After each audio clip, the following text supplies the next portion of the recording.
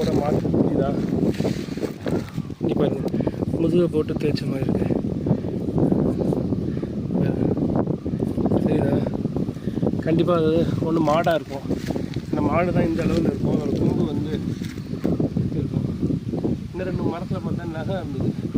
கரடியை என்ன பண்ணணும்னா ஒவ்வொரு சீசனுக்கும் அது வந்து ரொம்ப வளர்ந்துருச்சுன்னா அதை ஷார்ப் பண்ணுறதுக்காக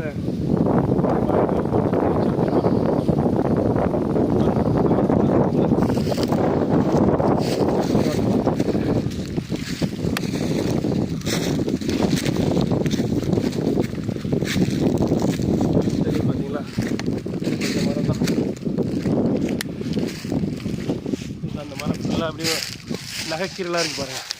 இதுதான் இங்கே கண்டிப்பாக கரடி தான் ஏறி இருக்கும் தேன் இது எடுக்கிறதுக்கு.